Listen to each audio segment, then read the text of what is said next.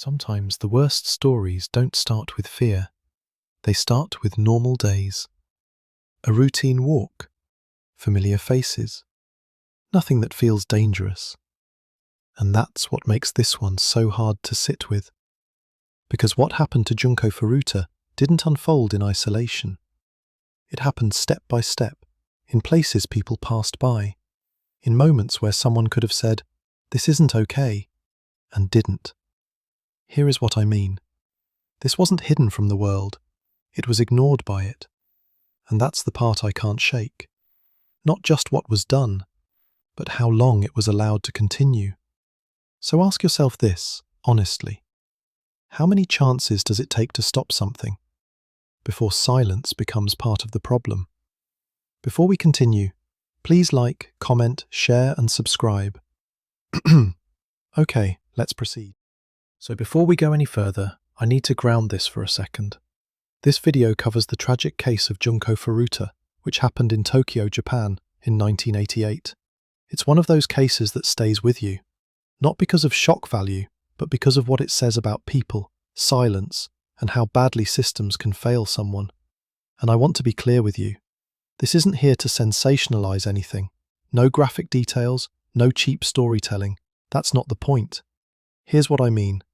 When people talk about cases like this, it's easy to get lost in the horror and forget there was a real person at the center of it. A teenager with a normal life, routines, friends, plans. That's who we're focusing on. So, quick disclaimer. This video is made for educational and awareness purposes. We'll talk about the facts, the context, and the impact, but in a respectful, non-graphic way.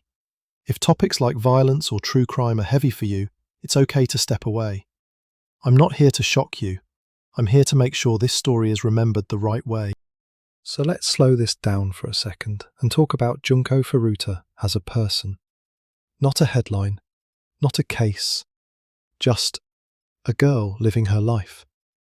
She was 17, still in high school, and from everything people who knew her have shared, she wasn't loud or attention-seeking, more on the quiet side, polite.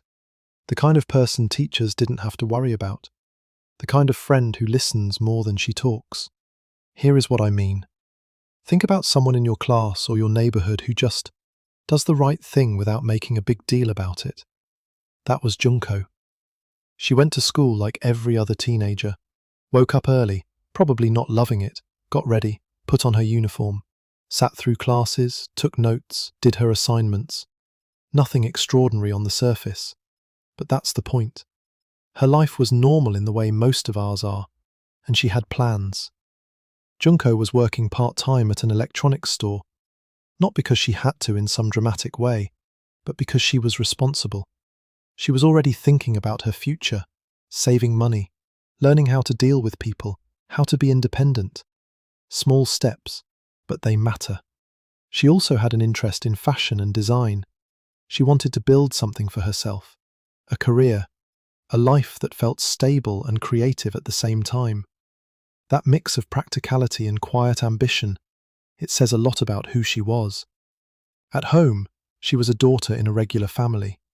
There were routines, meals, conversations that probably felt ordinary at the time. The kind of moments most people don't even notice until they're gone. No spotlight, no drama, just everyday life moving forward. And her friendships? Simple, real, unfiltered. Walking home together, talking about school, maybe about crushes, maybe about the future. Laughing about things that wouldn't even make sense to anyone else. You know those kinds of friendships. The ones that feel small but actually shape who you become. That's why it's important to pause here. Because when people hear her name, they often jump straight to the worst part of the story.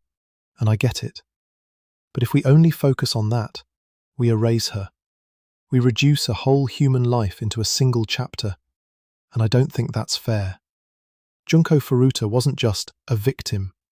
She was a teenager figuring things out, showing up for school, working a job, having quiet dreams about the future, trying, in her own way, to build a life she could be proud of. Think about it this way.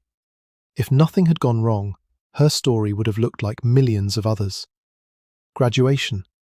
Maybe a career in retail or design, new friends, new goals, a life that kept unfolding. That's the version of her life that deserves space too.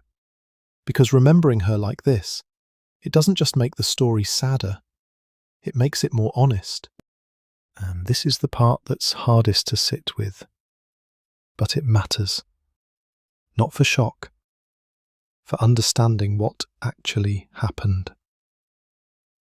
In late November 1988, a 17-year-old high school student named Junko Furuta did not return home after work. Authorities later confirmed she had been approached by a group of teenage boys in Tokyo. One of them was known to her from the area, which made the initial interaction seem less threatening.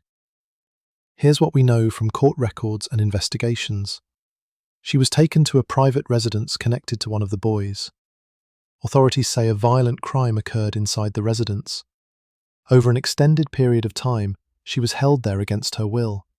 She was not free to leave, and multiple individuals were involved at different points. Think about that for a second. This wasn't a single moment or a quick escalation. It continued over days, then weeks.